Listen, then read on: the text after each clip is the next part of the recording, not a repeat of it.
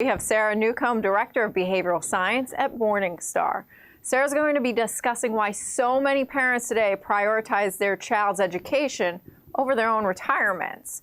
Before I pass the mic to Sarah, though, just a reminder, Sarah's going to take your questions at the end of her presentation. So get to typing away in that chat box over on the right-hand side of the screen. We will get to you at the end. Welcome, Sarah. Take it away. All right. Thank you so much. So I'm excited to present on this. I think this is a really important topic. As a parent myself, I'm familiar with this challenge of thinking about how are you going to pay for school for your children, and specifically the pressures of prioritization when it comes to taking care of your own retirement needs versus taking care of your children's education needs. And what do you do when you can't just easily pay for both? And, you know, there are a few people that are fortunate enough that they don't have to make any trade-offs in this area. But most of us really do have to think about that. And so it can be a really difficult area to do the mental calculus because the numbers are really only part of the picture. And that's a big thing. It's not a small thing to say that the numbers are only part of the picture, because in many numerical situations, many financial situations, we think that we should definitely take our cues from the numbers. But there are so many other things involved, like the fact that every parent wants to give their child every advantage possible. No parent wants to put their child at a disadvantage. And so we have cultural and internal pressures to pay for education, sometimes even at our own detriment, which is why I wanted to call this talk Parental Martyrdom and the Myth of the Free Ride, because I think many of us are conditioned as parents to put our children's needs ahead of our own, which is really honestly a bad financial decision a lot of the time, and it can end up hurting your kids too. So we have this myth that our kids will be better off if they get a free ride to college, and I'm going to do some myth busting today. So hopefully as a result of this talk, those of you out there that are parents that are trying to think through this really difficult prioritization challenge are going to feel more empowered. And you're going to feel like you have some real tools in your toolbox to use. So here's what I'm going to talk about. We will talk about, first of all, why planning for retirement can't wait until later. Why is it really a higher priority, to be honest? We'll do some myth busting because myths get in the way. Myths that student loans will ruin their life. We're going to tackle that one. That working during school will make their grades suffer. There's some interesting data on that I'll show you, we'll talk about. That Ivy League schools are always better, are always worth the price tag, and that college is necessary for success. These are some of the most important assumptions that people make, and they lead to financial decisions. And I'm not saying that these are always wrong, but they're not always right either. So we're going to take a careful look at these myths. Then I'm going to present to you an approach that we take at Morningstar, which is the idea of a three-legged stool. So if you were attending the earlier session on retirement, my colleague Christine Benz was speaking about that. Christine and another colleague and I all worked on a paper that you can download about this topic. But in that paper, we talk about this three-legged stool. And the three legs to the stool, all three of them are really important in order to make a plan for how you can fund education. And so it does include savings. It also includes cash flow when they're in school, both yours and your child's, and then financial aid, grants, scholarships, and loans. So we will talk about those. So let's dive in. Most importantly is you. Why retirement can't wait. This is like when you're on an airplane and we're always told that if the oxygen masks should fall from the ceiling, that you should put on your own oxygen mask first before helping someone next to you. Why? Because if you pass out, you can't be of any help to the person next to you. And so in order to be of help to others, you need to take care of your basic needs like breathing And in this case, in order to really be a support and a help to your children, you need to take care of your own financial life first. And that really is, it needs to be a priority for parents. And it's one that I don't think we hear this message enough. We hear a lot as parents that we should put our children first. But one of the best things we can do for our parents is model, or for our children, is to model good behavior. And that includes good financial behavior. And sometimes taking care of your own finances rather than their finances is the right thing to model for them.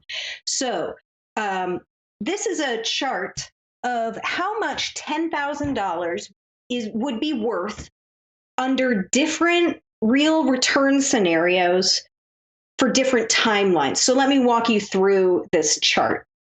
Those of you that love charts have already read it. Those of you that don't might appreciate a walkthrough. So I'm going to walk through. So what we've got here is the number of years. If you took $10,000 today and you were saying, should I put this toward my retirement or should I put this toward my child's education? If this is what you're trying to think about, we first want to look at how much would that $10,000 be worth to you in retirement? Well, it depends on how long you have until retirement. If you're only 5 years away from retirement yourself, then even if you got a very high return after inflation, that's what real return means, is after you subtract inflation. So if you got 8% return for 5 years after inflation, you would have almost 15,000 from your 10,000. Not bad, not great. But if you had, for example, 20 years, if you're in your 40s and you're expecting to retire in your 60s, then that 20 years retirement would grow your $10,000 to almost $50,000 if you had 8% return. So we're talking about the length of time that you have toward retirement really represents the amount of time that you have to take the cash that you have now and turn it into a nest egg for income stream when you stop working. So here we have these two problems that we're trying to resolve. One is that you are trying to resolve how are you going to create income streams for yourself when you no longer go to work. And on the second hand, you're trying to help your child figure out how they are going to create a steady income stream for themselves when they no longer live with you. And so we end up with this trade-off where a lot of times, and this is where I think the myth of the free ride comes in. Some parents will choose to take out loans against their house, for example, in order to send their children through college, not only sacrificing retirement savings, but also putting themselves further in debt. And these are really, really unfortunate things to do because you can end up really strapping yourself. And down the line, you're sacrificing all of this nest egg. So what this chart is meant to teach you is basically that if you the longer you have before you retire, the more you could grow your money. And you're sacrificing a lot by not giving it to your retirement fund. What are you sacrificing if you don't give it to your child? Well, your child that also depends on how long you could save it up for. But I feel like what the big thing comes down to with why retirement can't wait is there's an adage that people will say of that you can't take out a loan to fund your retirement, but you can take out a loan to pay for college. And I think that the wisdom in that comes down to the fact that retirement is a time when you are no longer working, which means there is no income stream coming to you from your labor. So you have to have other income streams if you want to be able to live in retirement. If you can live on Social Security alone, bless you. But many, many people cannot live on what Social Security alone provides for them in retirement. And in year one of retirement, a fixed income may go a certain amount. Let's say, for example, year one of retirement, you have a comfortable income from your assets of $50,000 a year, and you can live comfortably on that.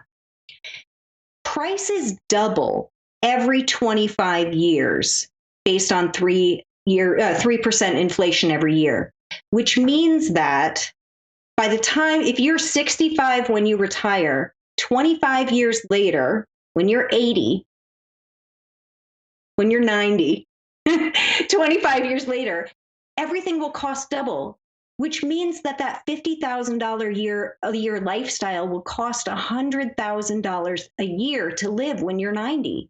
Now, when you're 90, are you going to be able to go out and pick up a job to make up the difference in the cost of living? No, you're not.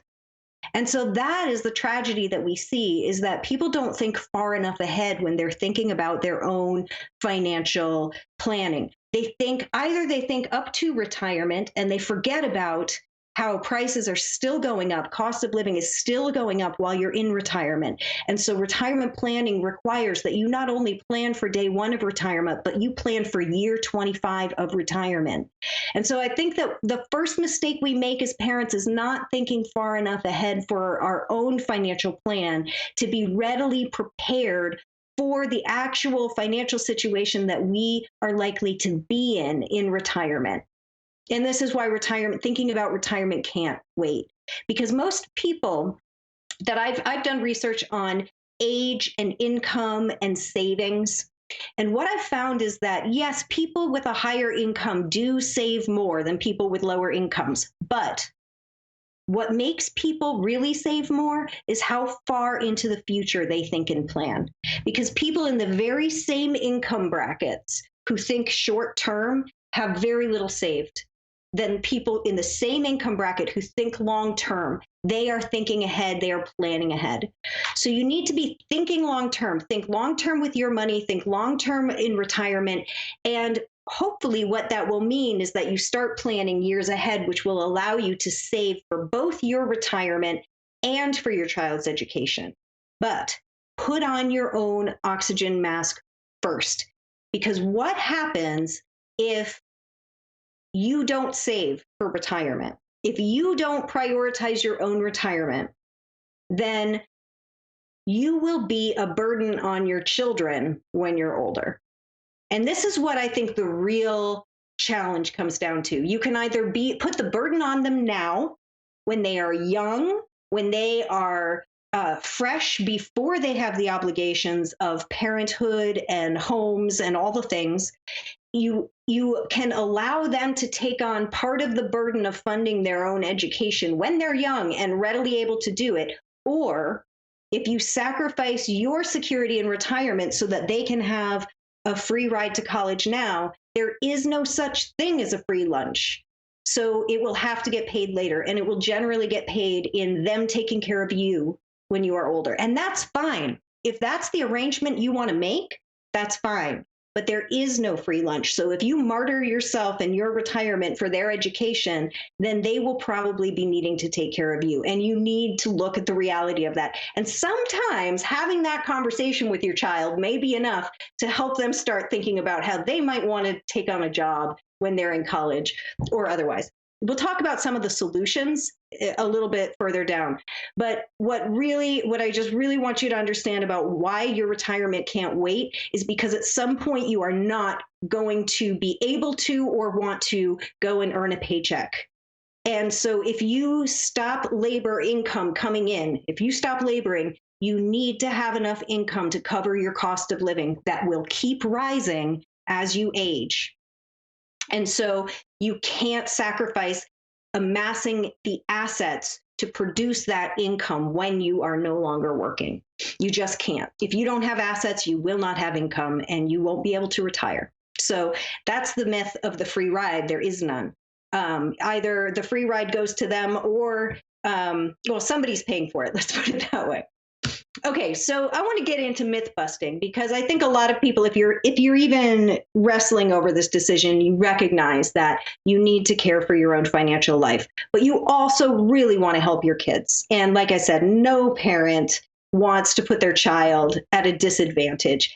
And if we have the opportunity to let them have a great education at a great school without having to think about working during their school week, we think that that's going to be the best for them. But some of these things are actually not as well founded when you look at the research. First of all, I want to tackle this myth. A good parent pays for college.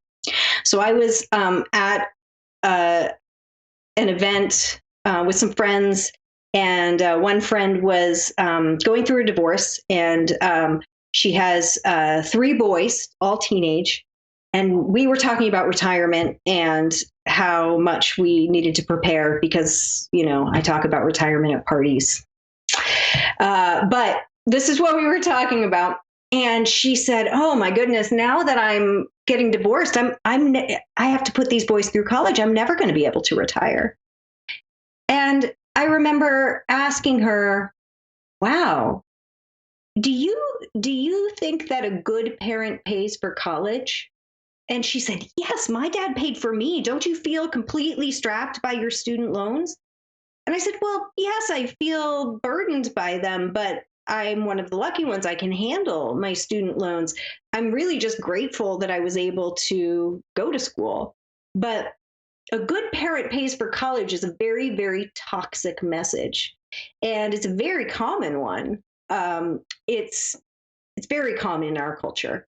And it causes a lot of problems because if you really believe this, that a good parent pays for college, then it doesn't matter what the numbers say, and it doesn't matter how many people tell you that you should, save for retirement, because if you believe that a good parent pays for college, then doing anything other than paying for college makes you a not good parent.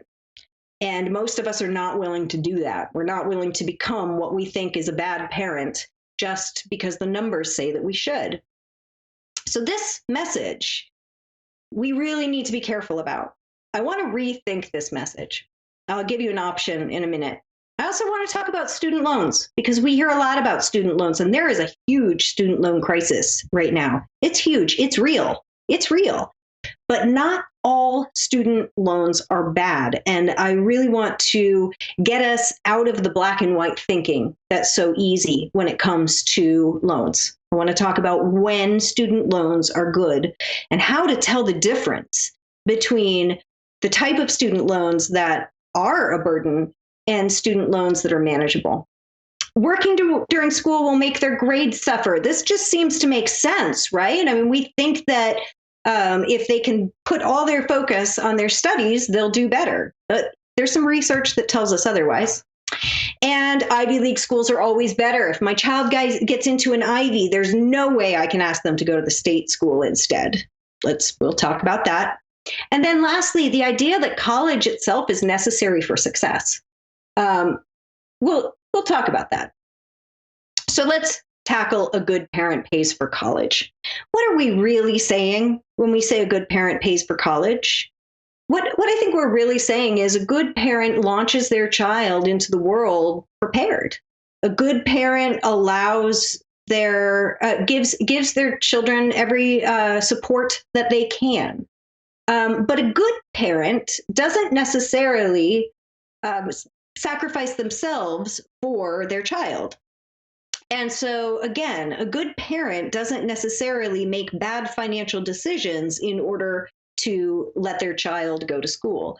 What I would say is a healthier belief that still gets at the core of what this is saying is that, we already went through that, is that a good parent prepares their child for the realities of the world that they're entering. And I'll say it again, a good parent prepares their child for the realities of the world they are entering. That's what we're really trying to do as parents. We're trying to launch our children into a world in which they will need to fend for themselves.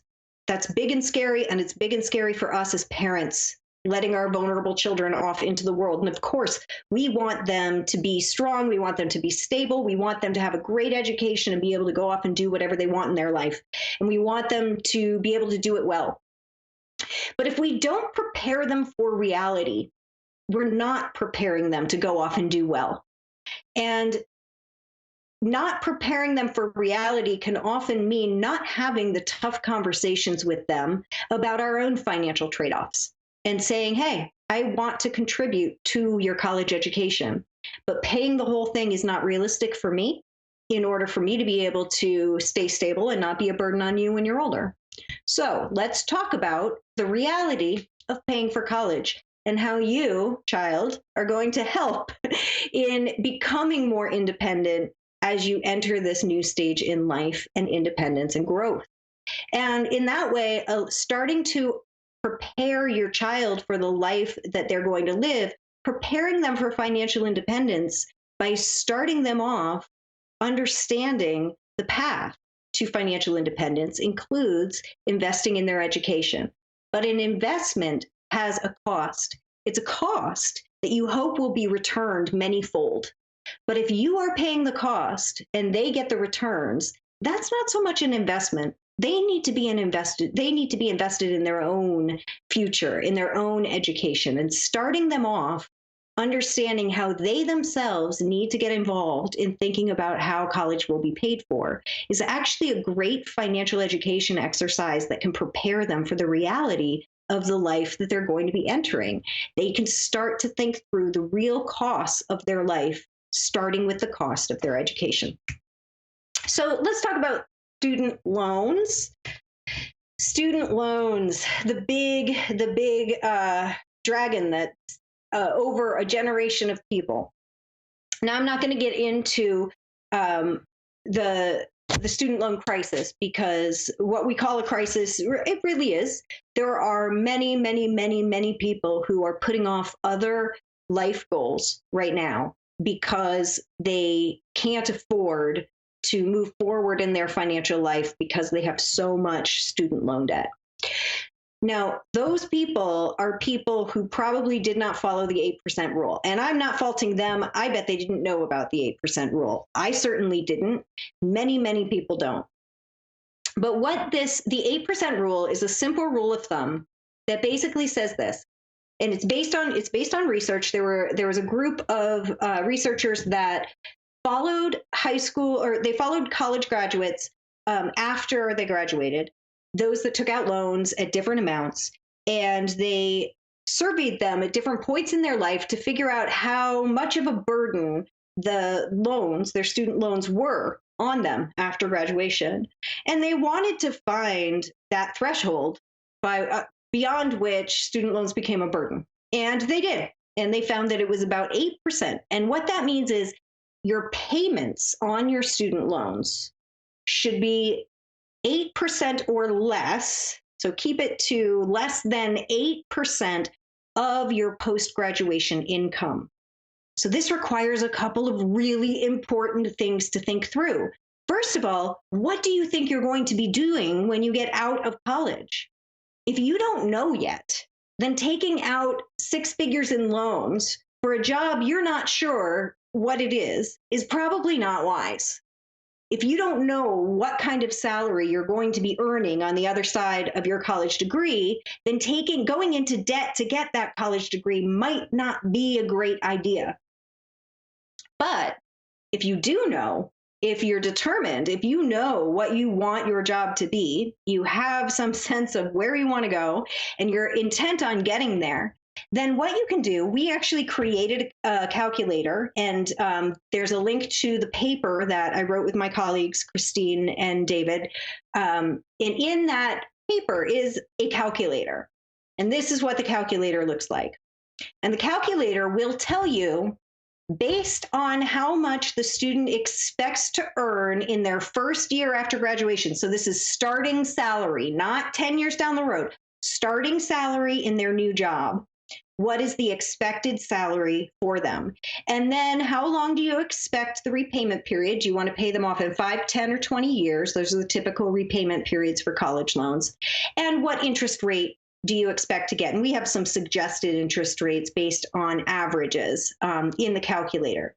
Based on that, we will tell you what the maximum you should take in loans is in order to keep those payments to less than 8% of your post-graduation salary. So what does this do? This guarantees, well, no, it doesn't guarantee. This can help you to make sure that your debt burden doesn't overwhelm you as you're starting off in your new life. And so it allows you to get to school, to get through school, but not to, in most cases, not rely entirely on loans. because as you'll see, this is just one of the 3 legs of the stool. So student loans can really, really help. College has been, the inflation rate for general goods and services has been something like 2.5% for the last few years because the economy's been kind of, interest rates have been really low. But the inflation rate for college has been really high for 20 years. And so the cost of college has just been going up and up. And the number of families that are able to pay for college without taking out some sort of financial aid is just not, most people just can't do it. And so loans are a real option. They really are, but you've got to be careful. One of my siblings went to school for a field of study, a field of work that's traditionally very low paying. It's a service field. They really wanted to work in social work, but taking out a lot of loans in order to fund a social work degree isn't really wise because social workers don't earn as much. Taking out the same amount of money to earn a degree in finance or in law or in medicine would likely be far less of a burden. And so there isn't a magic number of how much should you borrow, period. The magic number is how much should you borrow based on how much you think you're going to earn on the other side of that degree. Lower earning incomes, lower loans. Okay, so now let's talk about cash flow in college.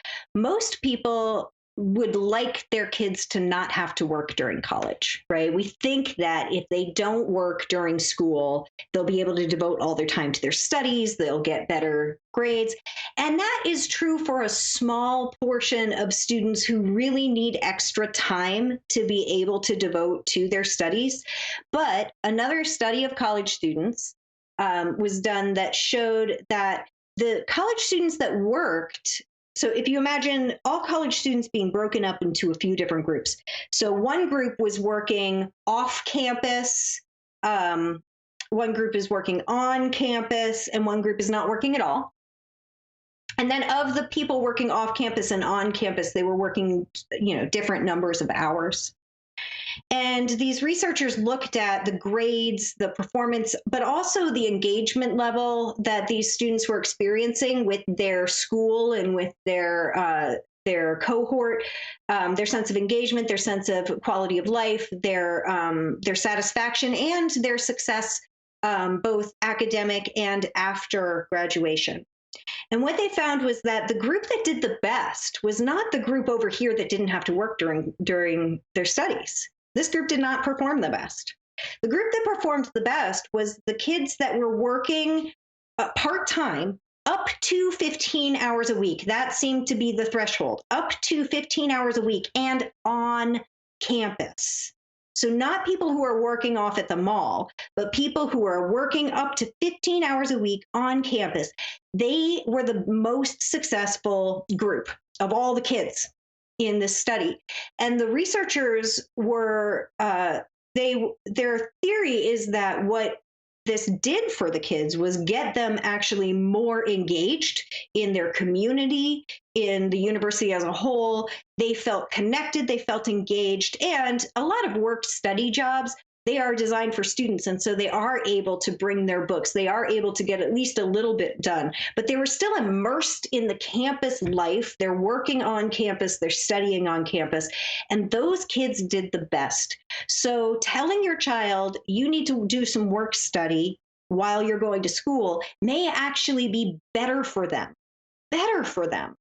than telling your child that you'll pay the bills and they don't have to worry about working. So let's bust this myth that work study is not for us or for anyone who can afford not to work study. Even if you can afford for your kids to not work during college, it might be best for them to work during college. Okay, Ivy League. Here's a big one. Let's say you have a child who got into an Ivy League school, but you can't afford it. This may be one of the most difficult things. And I know that a lot of Ivies have great endowment programs. And I don't mean, I'm not saying that Ivies aren't great. I am not. I would love to have gone to an Ivy. I think many people would have. But the issue with Ivies is that sometimes we can let the reputation blind us from reality. And the idea that if my child gets into an Ivy, they must go to that Ivy because anything less would be shortchanging them. That's the myth that I'm trying to bust here. So there was a very interesting study done. And again, all these studies that I'm referencing are referenced in the paper, which we will give you a link to, and all the citations from these studies are in that paper so that you can see what I'm referring to here.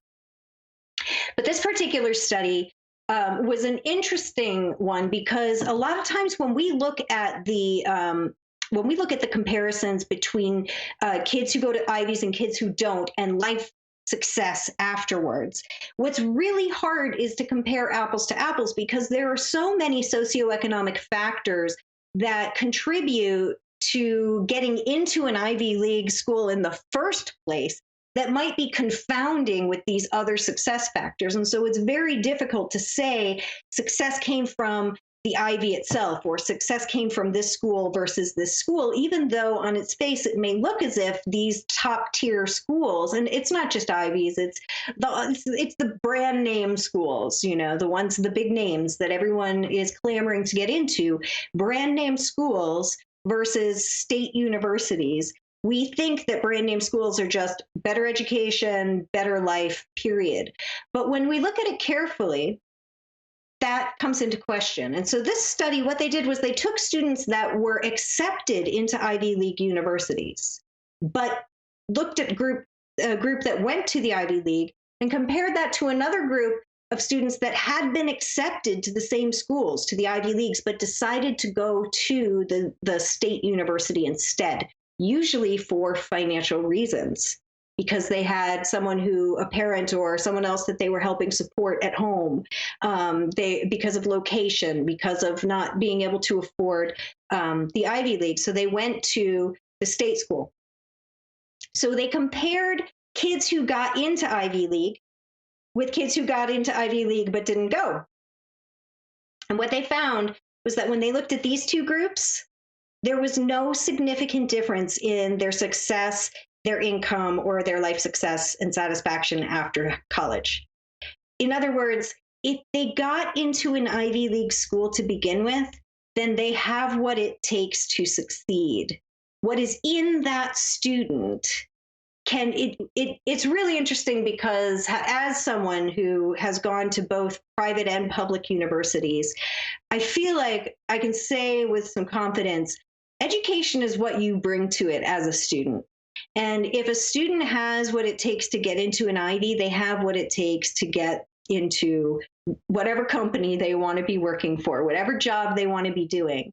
And so the skills, what the student is bringing, the talent and the skills and the work ethic and the drive and that sense of excellence that got them into the Ivy in the first place, that's what's going to make them succeed, not necessarily the name on the school. Now, I'm not saying that the name on the diploma doesn't matter.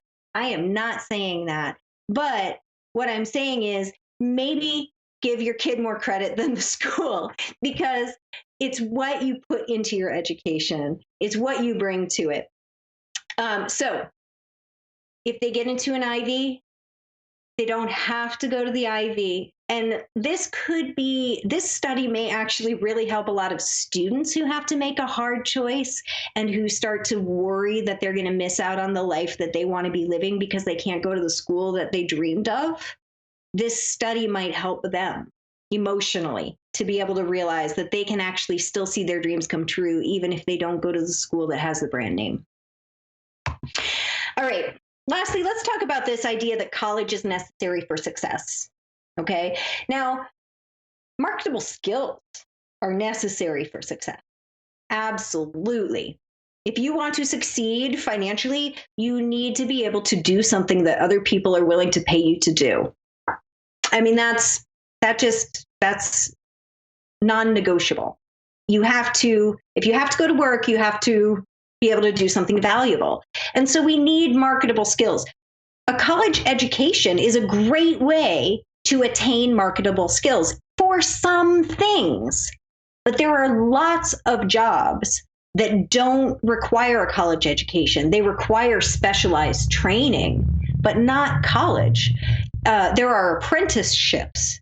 There are, artists, for example. The apprenticeship route is a great way for an artist or for a craftsman or an artist or a tradesperson to learn a really valuable trade from a master. That's the age-old way, not sitting in a classroom, but by doing the thing and learning from a master. There are great apprenticeship programs, trade training schools, things like that. There are jobs that pay significantly higher than the median income all over the country that are blue collar, plumbing, heating, welding, machinery, semiconductors, technology, auto manufacturing, the things that are technical, but they're trades. And these jobs are sitting open right now, and employers are having a really hard time finding workers that have the specialized training, because so many people are going through the 4-year college route because they think that's what they have to do. But 4-year college and book learning is not for everyone. And a lot of people that are more hands-on, more outdoorsy, more their intelligence is more tactical than abstract, might really be much happier in a trade job. And these could be some great paying jobs.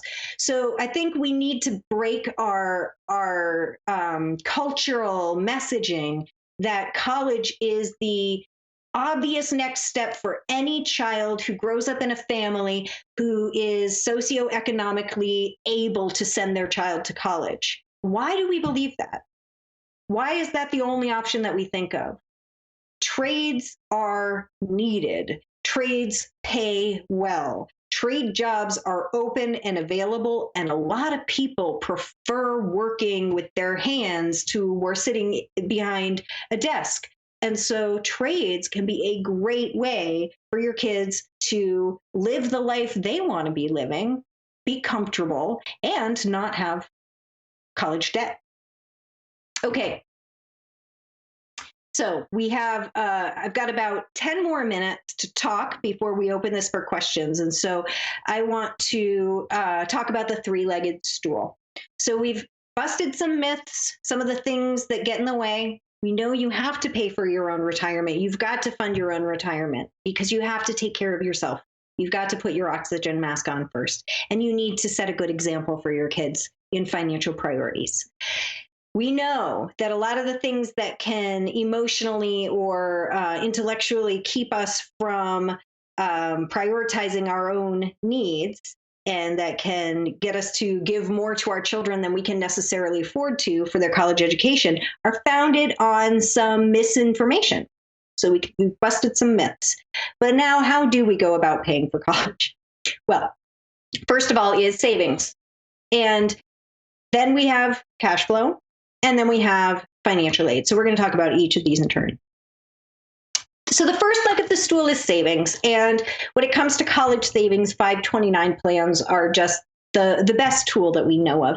There are some really great ones. One thing I think a lot of people don't know about 529 plans is that they are created and sold as financial products by state, but you don't have to buy or invest in the one for your state. It's a little confusing in that way. If you live in Texas, you do not need to have a Texas 529 plan. You could have one from another state. 529 plans are specialized savings plans that grow, that are a lot of times really, really useful. Grandparents can give to 529 plans. Parents can give to 529 plans. They're specialized savings plans that are, this money is earmarked for education purposes only. So you can't spend money that you put in a 529 plan on healthcare. You can spend it on tuition. And so 529 plans are great. There are many of them. There's a lot. This link, we will make these slides available, but this is a live link in the slides so that you'd be able to go and look at this article that's about what we think at Morningstar are some of the best 529 plans. 529 plans are really underutilized. It turns out a recent study that my colleague Steve Wendell did found out that over across the country. Yes, yes. Oh, sorry. I thought we had until 2:30. All right. Then I'm gonna just blow through this. Sorry about that. Sorry, everyone. 529 plans, loans and scholarships. Fill out the FAFSA even if you think you don't need to, because you might be surprised at what you can get. And cash flow during school. Don't forget, your kid can help pay for college while they're in college. Okay, let's open up for questions. Yes, thank you. Sorry to interrupt you like that, but we've got some really great questions because this is such an interesting topic with so many dynamics at play right now. Let's pull up what we do have right now from GF. For the savings leg outside of 529s, what are good vehicles to utilize that also allow flexibility of use, like UTMAs? Yeah, so I know I'm not an expert in college savings vehicles. Let me just say that. But I will say that, you know, the biggest thing when you're thinking about putting money in any kind of an investment is time horizon.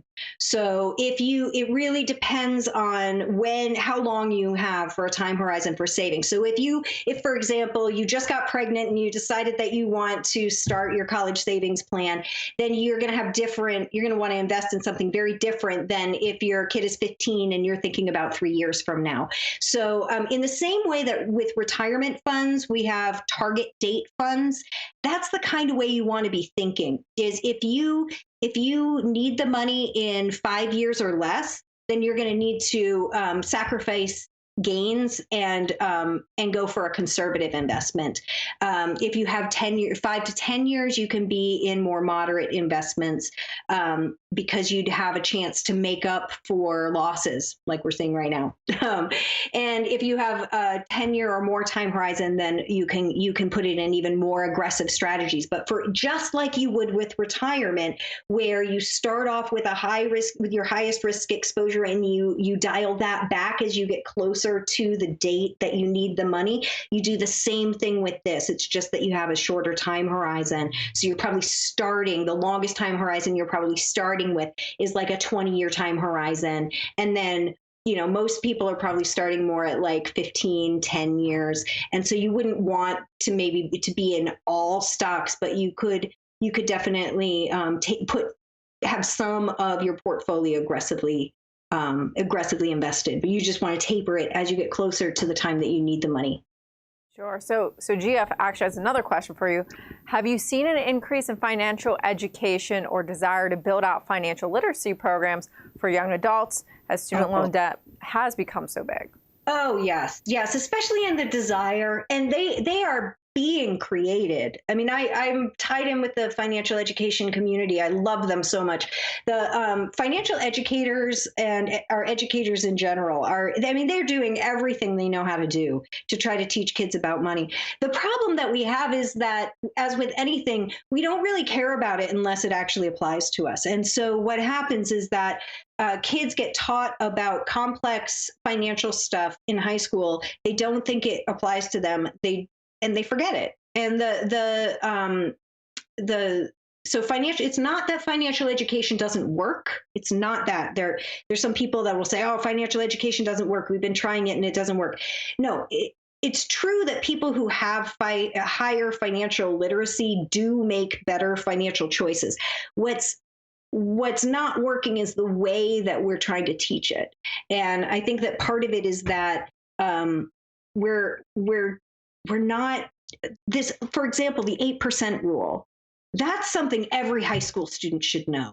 every high school student that thinks they might want to go to college should be, I think that rule of thumb needs to first come to their mind.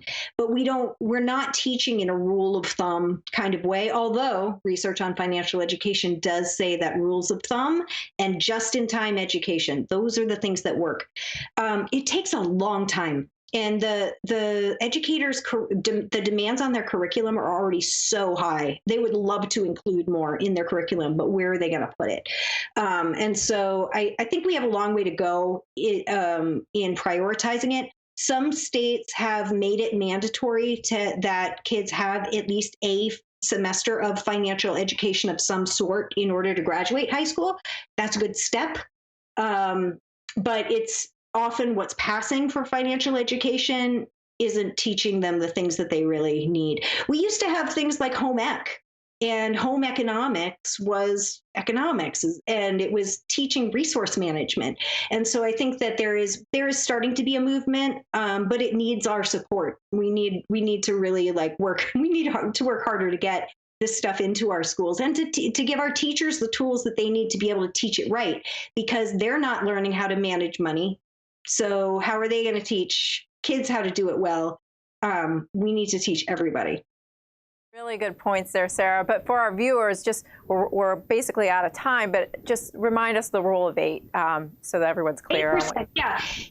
Keep your student loans keep the payment on your student loans to 8% of your income.